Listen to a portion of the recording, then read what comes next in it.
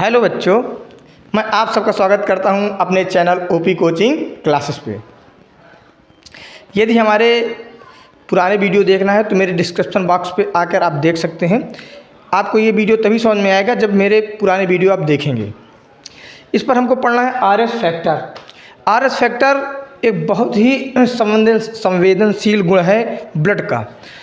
Blood को अगर किसी व्यक्ति को हम देते हैं तो उसमें आरएस फैक्टर का बहुत ही ज़्यादा योगदान है। जब शुरुआत में लैंड स्टीनर और वीनर कार्य कर रहे थे तो लैंड स्टीनर ने अपने शिष्य को, अर्थात जो उसके साथ कार्य कर रहा था, उसको कहा कि आपको रक्त के बारे में चेक करना है और सब लोगों को जाके रक्त के शरीर के अंदर जाओ और रक्त के समूह को समझो कि कौन सी किसका रक्त समूह ए है, किसका रक्त समूह बी है, किसका रक्त समूह ए बी है या किसका रक्त समूह ओ है। वीनर जाके, क्योंकि नई नई खोज हुई थी तो वीनर को भी बहुत अच्छा लग रहा था लोगों को ब्लड ग्रुप बताने में। लेकिन जैसे वीनर गया और बहुत लोगों को ब्लड ग्रुप लगभग 1 महीने तक देखता रहा तो उसने देखा कि उसे एक नई खोज की और उसने एक नया प्रोटीन देखने को मिला, जो उसका नाम था। नया प्रोटीन क्या देखने को मिला? जब लोगों के अंदर, या फिर ये समझिए जब वीनर ने लोगों के बीच में तो सभी सारे जितने सारे ग्रुप थे उनको देख चुका था, लेकिन उसमें एक आरएस फैक्टर कैसे देखने को मिला? वीनर थोड़ा शरारती टाइप का व्यक्ति था। वो क्या था, गेट पे बैठा हुआ था, तो गेट पर एक बंदर बैठा हुआ था। तो वो गया और गेट के अंदर खिड़की से आकर, जो बंदर खिड़की में बैठा हुआ था, खिड़की पे आकर पीछे से उसके इंजेक्शन द्वारा उसके ब्लड को निकाल लिया। और उसने देखा कि देखिए जानवरों में भी क्या ऐसा कुछ ग्रुप है जो लोगों के, मनुष्यों में जो ये ग्रुप देखने को मिल रहा था, क्या बंदरों में भी देखने को मिलेगा या जानवरों में? तो उसकी एक क्यूरियोसिटी थी, जिज्ञासा बस उसने देखा। तो उसने देखा कि उसमें एक आरएस फैक्टर पाया जा रहा है। और कुछ दिनों बाद उस आरएस फैक्टर को देखने के बाद, जो हमें आरएस फैक्टर पढ़ना है, इसको देखने के बाद उसने देखा कि मनुष्यों में भी आरएस फैक्टर पाया जा रहा है। तो वो बड़ा कन्फ्यूज हुआ और बड़ा कन्फ्यूज होने के बाद उसने बताया लैंड स्टीनर जो उसके गुरु थे, उनने भी सोचा और लगभग 4 से 5 महीने तक लगातार देखा। तो उसने देखा कि भारत के लगभग 94% लोगों में आरएस फैक्टर पाया गया और मात्र 6% लोगों पर आरएस फैक्टर नहीं पाया गया। तो जब ये आरएस फैक्टर की खोज हो गई तो रक्त आधान उसे कहते हैं, जब किसी व्यक्ति को बाहर से रक्त उसके शरीर पर चढ़ाया जाता है तो उसे बोलते हैं रक्त आधान। तो रक्त आधान मात्र हम किसी के समूह या ग्रुप को देखकर नहीं चढ़ा सकते, उसमें आरएस फैक्टर का होना बहुत ज़रूरी है। यदि आप आरएस फैक्टर, मान लीजिए किसी व्यक्ति के पास आरएस फैक्टर नहीं है और किसी व्यक्ति के पास आरएस फैक्टर है, अगर आरएस पॉजिटिव, अब थोड़ा सा मैं आरएस फैक्टर के बारे में बता दूं, पॉजिटिव क्या होता है, निगेटिव क्या होता है। विज्ञान की भाषा में पॉजिटिव अर्थात बायोलॉजिकल क्षेत्र में देखा जाए, बायोलॉजिकल एरिया पे, तो विज्ञान में या फिर बायोलॉजी के एरिया में देखा जाए तो पॉजिटिव वर्ड बहुत अच्छा वर्ड नहीं माना जाता है। मान लीजिए कोई बीमारी है और उसमें अगर आपको बीमारी हो गई तो उसमें रिपोर्ट कैसे देखी जाती है? जब डॉक्टर रिपोर्ट बनाता है या फिर जब आप जहाँ पर ब्लड सैंपल देते हैं, जिसे बोलते हैं पैथोलॉजी, जहाँ पर रोगों की क्या की जाती है? पैथोलॉजी का मतलब ही होता है कि रोगों की जांच करना। जब पैथोलॉजी पे डॉक्टर आपके ब्लड को चेक करता है तो उसमें देखता है कि बहुत सारी जांचें रहती हैं। बहुत सारी जांच में ये देखा जाता है, जिस जांच में जिस भी बीमारी, जो भी आपको बीमारी होगी उसको डॉक्टर हाईलाइट कर देता है। तो जब कभी डॉक्टर को आप अपनी जाँच दिखाते हैं तो डॉक्टर पूरी जाँचों को नहीं देखता, वो देखता है कि जो हाईलाइट है उस पर देख लेगा और उसमें एक रेंज लिखी रहती है। मान लीजिए आपकी RBC 50 लाख होना चाहिए, तो 45 लाख से 55 लाख के बीच में होती है, तो डॉक्टर उसको हाईलाइट को देख लेता है। देखिए आरएच के बारे में जो मैं बात कर रहा था, आरएच यदि मान लीजिए किसी के अंदर आरएच पॉजिटिव है और किसी के अंदर, मतलब आरएच पॉजिटिव का मतलब होता है कि मान लीजिए वह बीमारी, पॉजिटिव का मतलब होता है कि अगर वह बीमारी आपके पास आ चुकी है, इसका मतलब है कि वह रिजल्ट पॉजिटिव का मतलब होता है कि आपको ये बीमारी हो चुकी है। लेकिन अगर अदर क्षेत्र पे जाए, मान लीजिए कि पढ़ाई के क्षेत्र पर है और टीचर कहता है बच्चा पॉजिटिव रिजल्ट दे रहा है, इसका मतलब बहुत अच्छा होता है। पॉजिटिव का अर्थ बहुत सारे क्षेत्रों में अच्छा होता है, लेकिन अगर बीमारी अर्थात बायोलॉजी के क्षेत्र में देखा जाए तो पॉजिटिव का अर्थ अच्छा नहीं होता है। अर्थात जैसे मान लीजिए रिपोर्ट आई निगेटिव मतलब मान लीजिए कोरोना की जांच की गई, अब कोरोना निगेटिव आया, अगर कोरोना वायरस आपका निगेटिव दर्शा रहा है, इसका मतलब आपको एक अंदर कोरोना नामक बीमारी नहीं है। लेकिन अगर यहीं पर आ जाता कोरोना पॉजिटिव, तो पॉजिटिव का मतलब है यह बीमारी आपको हो चुकी है। देखिए इसकी खोज 1940 में लैंड स्टीनर और वीनर ने की थी, आरएस फैक्टर की। एंटीजन को सर्वप्रथम रीसस अर्थात जो लाल वाला बंदर होता है, जिसे आप हनुमान जी का नाम देते हैं, लाल वाले बंदर, रीसस बंदर पर सबसे पहले एंटीजन खोजा गया था। आरएस पॉजिटिव का मतलब होता है, आरएस प्लस का मतलब होता है धनात्मक अर्थात पॉजिटिव, और आरएस नेगेटिव का मतलब होता है बीमारी आपके अंदर नहीं है। आइए समझते हैं रक्त का आधान। जब किसी व्यक्ति को बाहर से रक्त दिया जाता है तो उसे बोलते हैं रक्त का आधान। रक्त आधान मतलब जब हम किसी व्यक्ति से बाहर से रक्त लेते हैं, किसी के द्वारा या किसी ब्लड बैंक के द्वारा। देखिए, एक बार में एक व्यक्ति एक यूनिट का मतलब होता है 200 ml। डॉक्टर आपके शरीर के हिसाब से 200 ml ही ब्लड निकालता है। मान लीजिए जैसे पूरे शरीर का जितना वेट होगा उसका 7% ब्लड होता है, उसके हिसाब से भी डॉक्टर आपको देखकर 1 यूनिट ही निकालेगा। ज़्यादातर डॉक्टर 1 यूनिट ही ब्लड निकालने का प्रयास करता है। 1 यूनिट में 200 ml रक्त होता है। जब हम रक्त का आधान करते हैं तो ब्लड ग्रुप के साथ साथ RH फैक्टर का भी मिलान करते हैं। मान लीजिए किसी का ब्लड ग्रुप ए है, किसी का ब्लड ग्रुप ए है।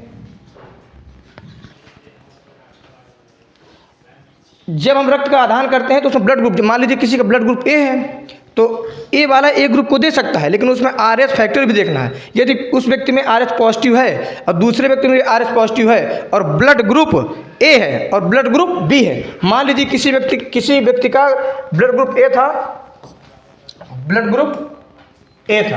और दूसरे का ब्लड ग्रुप ए है और इसका RH पॉजिटिव है तो इसका भी RH पॉजिटिव होना चाहिए, अन्यथा किसी भी हाल पे आप इसको ब्लड ग्रुप दे नहीं सकते। अब मान लीजिए इसका RH नेगेटिव था और इसका RH पॉजिटिव है, ब्लड ग्रुप ए है।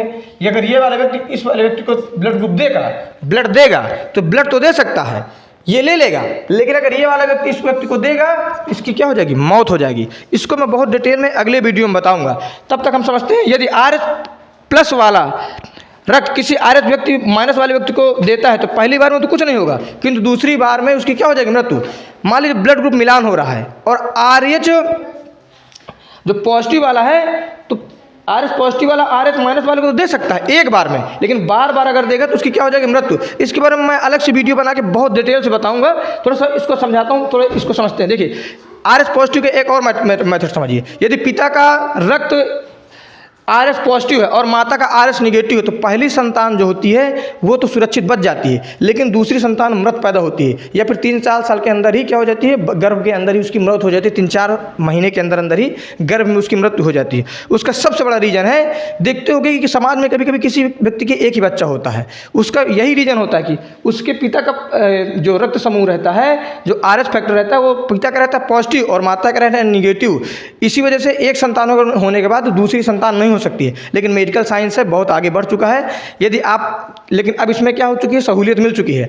यदि आप दूसरा बच्चा बेबी प्लान कर रहे हैं तो उसके मेडिकल की सहायता से इसको मतलब बचाया जा सकता है बच्चों को अब, लेकिन पहले ऐसी सुविधा नहीं थी। देखिए, माता और पिता के रक्त समूह के बच्चे पर प्रभाव। अब थोड़ा सा इसको समझना है कि माता और पिता पर बच्चे के रक्त समूह का क्या प्रभाव पड़ता है। यदि देखिए माता का रक्त समूह O है और पिता का A है तो बच्चे पे संभावित रखता है कि बच्चे का O होगा या फिर बच्चे का ब्लड ग्रुप समूह A होगा। यदि माता का O है और पिता का B है तो निश्चित ही बच्चे का O और B, AB और B तो हो सकता है O और B, AB होने की कोई संभावना नहीं है। यदि माता का O है और पिता का AB है तो निश्चित ही बच्चे पर A या फिर B, O रक्त समूह नहीं होगा, क्योंकि O वाले रक्त समूह की AB वाले रक्त समूह से पूरी तरीके से क्या बनती नहीं है। अर्थात जहाँ पर O और AB दिखे तो निश्चित वहाँ पर O नहीं रहेगा, लेकिन यदि O माता का भी है और पिता का भी O है तो निश्चित ही बच्चे पर O ही होगा। ना A हो सकता है, ना B हो सकता है, ना AB। मान लीजिए माता का O है और पिता का भी O है और बच्चे का A या B आ रहा है तो निश्चित ही वह उसके माता पिता नहीं है। डाउट कर जाइए, उस पर दिक्कत है। लेकिन अगर माता का A है और पिता का A है तो अगर जब कभी माता और पिता के रक्त समूह समान होते हैं, जब माता और पिता के रक्त समूह समान होते हैं तो निश्चित ही उसमें बच्चे का A होगा। जब समान रक्त समूह मिलेंगे समान, तो उसमें बच्चे का संभावना है कि बच्चे का A भी हो जाए, बच्चे का A भी हो जाए और पूरी संभावना है कि बच्चे का O भी हो जाएगा। जैसे माता और पिता के B भी हैं, जब कभी समान रक्त समूह मिलते हैं तो उसमें O ऑटोमेटिक उत्पन्न हो जाता है, B भी हो जाएगा और O भी हो जाएगा। अगर यदि पिता का AB है और माता और पिता का AB है तो AB वाले से O वाले की बड़ी दुश्मनी है। AB माता का है और पिता का भी AB है तो बच्चे का भी या फिर A होगा या फिर B होगा या फिर AB होगा, O होने की कोई संभावना नहीं रहती है। यदि माता का ए है और पिता का ए बी है तो मैंने बोला जब तक ए बी आएगा तो ए बी की ओ वाले से पटरी नहीं खाती, क्योंकि ओ नेगेटिव यूनिवर्सल डोनर है अर्थात सर्वदाता है और ए बी सर्वग्राही है, इसलिए इसकी मतलब इसकी पटरी नहीं खाती है। हमें इसके बारे में अगर बहुत समझना है तो आप कमेंट में बताइएगा, मैं इसके बारे में बता दूंगा कि ये रीज़न क्यों होता है।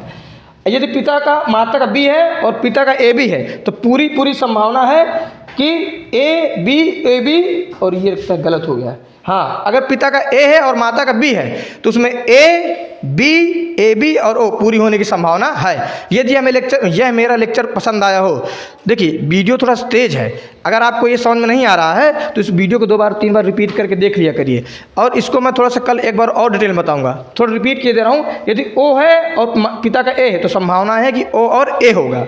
यदि माता का ओ है और पिता का बी है तो ओ और बी होगा, अर्थात समान जब रक्त समूह मिलेगा तो उसमें ओ पैदा होगा, ओ होने की संभावनाएं रहेंगी बच्चे में। और मान लीजिए किसी का माता और पिता में ए बी है तो ये समझ लीजिए कि बच्चे में ओ होने की कोई संभावना नहीं रहेगी।